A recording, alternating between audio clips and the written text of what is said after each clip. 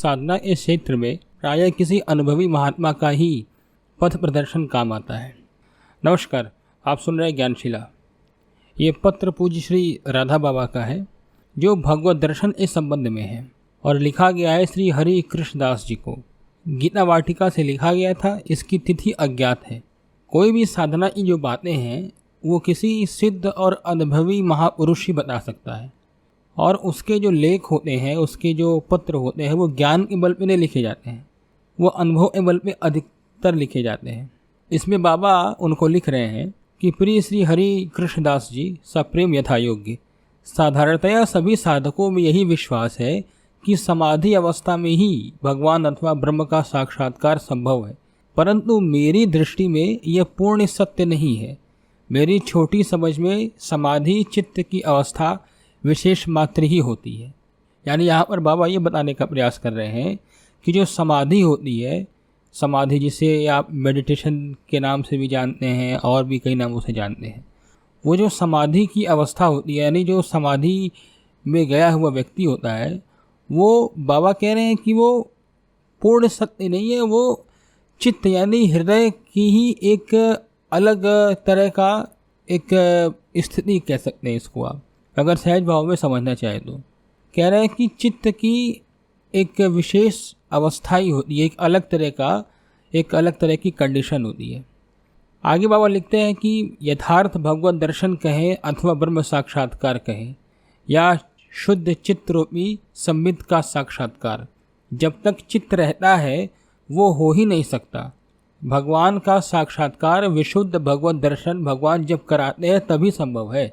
यहाँ यह भेद समझने की पूरी आवश्यकता है कि भगवान चित्त शक्ति है, चित्त नहीं है। यानी एक चित्त की शक्ति है, वो चित्त ही नहीं है। अतएव विशुद्ध भगवत दर्शन का अर्थ है भगवान का स्वयं अपने ही द्वारा दर्शन करना।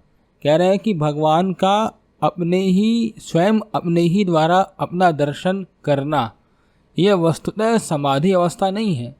यहाँ समाधि जनित प्रज्ञा भी नहीं है, क्योंकि समाधि जनित प्रज्ञा चित्त स्वरूप और सत्व गुण दोनों की ग्रंथि बद्धावस्था मात्र है। चित्त और अचित्त की ग्रंथि मुक्त हो जाने पर समाधि प्रज्ञा रह नहीं सकती, क्योंकि सत्व गुण मूल प्रकृति में अस्तमित हो जाता है। सत्व गुण के मूल प्रकृति में अस्तमित होने पर भी चिद रूप पुरुष अपने स्वरूप में प्रतिष्ठित होता है। पुरुष स्वरूपतः ही स्वप्रकाश है, इसीलिए वह साक्षात्कारात्मक है। समाधि अवस्था के पश्चात भाग्य क्रम से या भगवत अनुग्रह के प्रभाव से यदि भगवत साक्षात्कार हो, तब वह पुनः निवृत्त नहीं हो सकता। मैं श्री सेठ जी यानी श्री जयदयाल जी एवं श्री भाई जी दोनों महापुरुषों को नित्य सिद्ध मानता हूँ, क्योंकि एक क्षण के लिए भी सही में भगवत दर्शन होने पर वस्तुतः वह साधक नित्य सिद्धि की श्रेणी में आ जाता है। एक बार यथार्थ में भगवत दर्शन होने पर फिर भगवान को छोड़कर अन्य किसी पदार्थ के दर्शन संभव ही नहीं है। मैंने इस विषय में एक बार सेठ जी यानी श्री जयदयाल जी से स्पष्ट उनकी अनुभूति पूछी थी। एक दिन वे अनेक लोगों से घिरे हुए थे, जगत की चर्चा ठा लगाकर लोग कर रहे थे। श्री सेठ जी सबकी कुशल क्षेम पूछ रहे थे, यानी सबका हाल चाल पूछ रहे थे। वे मोटर से हरिद्वार से आगे कहीं गए थे, पूरा स्मरण नहीं है। जहाँ जा रहे थे मैं भी उनके साथ ही जाने वाला था। रास्ते में मैंने उनसे पूछा कि सेठ जी, आप इतने लोगों से व्यवहारिक वार्ताएं कर रहे हैं, उस समय एवं अब इस मोटर में मेरे संग बैठे हैं, आपकी वृत्ति कहाँ स्थित है? उन्होंने उस समय जो भी उत्तर दिया मुझे याद है।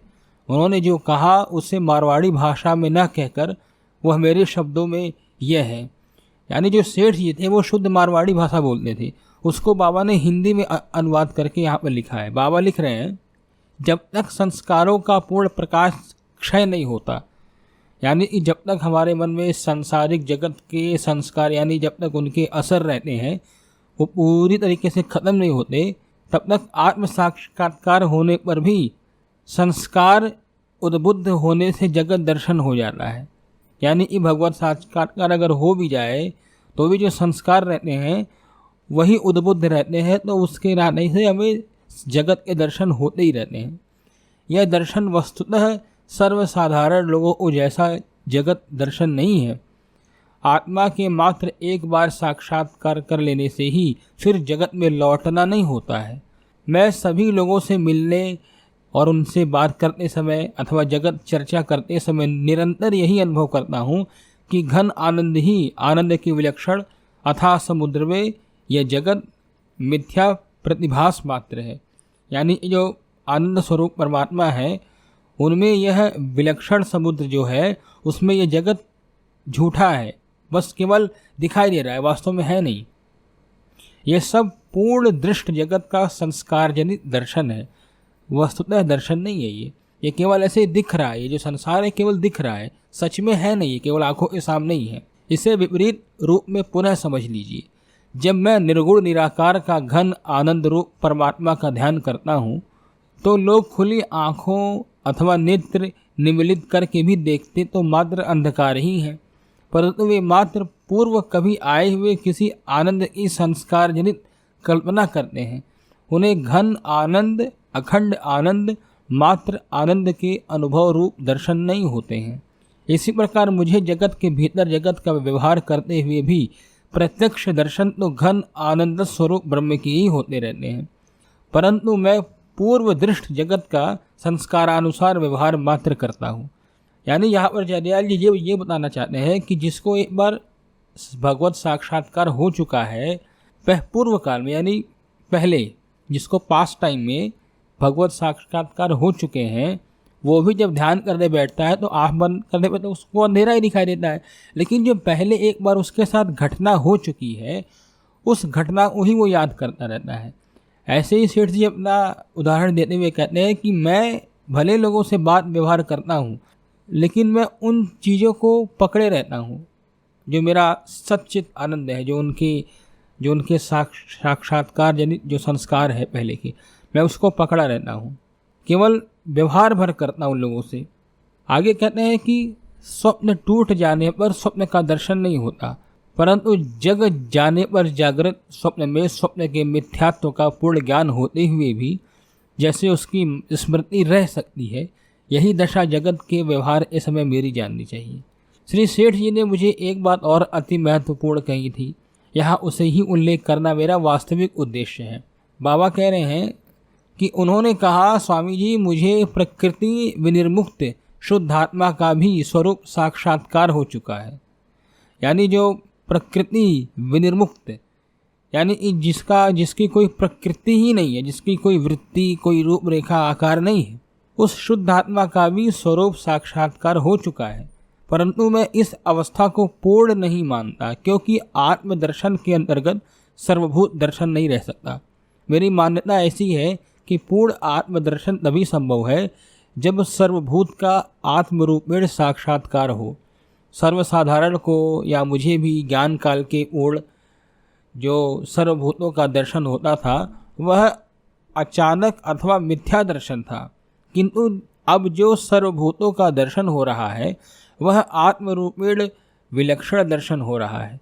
यह स्थिति कैवल्य मुक्ति से मैं उच्च ही समझता हूँ, क्योंकि कैवल्य अवस्था समग्र नहीं है, वह व्यतिरेकात्मक पूर्णता है, परंतु भगवान की आत्मशक्ति के सगुण रूप की यानी कृपा से भगवती चित शक्ति का उन्मेष अखंड नित्य रहने पर कैवल्य स्थिति की प्राप्ति के उपरांत यह विलक्षण दशा संभव है जिसमें सर्वभूतों में पूर्ण भगवान के दर्शन होते हैं। यही बात श्री भाई जी श्री हनुमान प्रसाद जी पोद्दार ने भी मुझे कही थी। बाबा कह रहे हैं, पोद्दार जी ने मुझसे कहा था कि बाबा भगवान के पूर्ण स्वरूप के साक्षात्कार के पश्चात जगत की अलग सत्ता रहती ही नहीं। मेरे मन में प्रारंभ में जब संन्यास लेने की बार बार बात आती थी तो एकांत में रहने की निरंतर रुचि रहती थी। तो एक बार भगवान ने प्रकट होकर मुझे कहा कि मूर्ख, मुझसे अलग जगत की सत्ता है कहाँ। उसके पश्चात नबी से प्रभु ने कृपा की कि अखंड भगवान में चैतन्यमय शक्ति के विलास रूप में जगत नित्य प्रत्यक्ष होता रहता है, पूर्वानुभव के स्मृति में नहीं। बाबा देखिए, मेरे लिए अब अतीत और अनागत दोनों अखंड भगवान में नित्य वर्तमान है। अब मेरे लिए सर्वम कृष्णमयम जगत वस्तुतः प्रत्यक्ष है। तो हरि कृष्णदास जी भाई जी की वह बात सुनकर मैं श्रद्धा विभूत हो उठा था। आप तो उपनिषदों के मर्मज्ञ हैं। उपनिषदों में कहते हैं कि यस्य सर्वम आत्मेवा भूत तत्र किम किन पश्यति।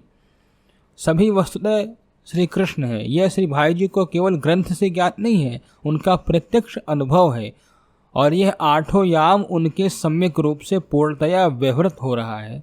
इस अवस्था में जागृत स्वप्न सुषुप्ति सहज भगवान ही भगवान है। भगवान से पल भर भी पलक झपकने तक की भी च्युति नहीं है उनकी। मुझे तो यही पूर्ण स्वरूप साक्षात्कार अथवा भगवत प्राप्ति समझ में आती है, जो कभी बंद ही ना हो। तैल धारा जैसे तेल की धारा गिरती है वैसी रहे। मैं साधिकार कुछ भी कह सकूं ऐसी मेरी योग्यता नहीं। मैंने अपना तुच्छ मत मात्र आपके प्रेम को देख कर व्यक्त किया है। कुछ भी आपको रुचिकर लगे तो यह विचारणीय है, अन्यथा इसे फाड़ कर फेंक देंगे। सबको यथा योग्य। समाप्त।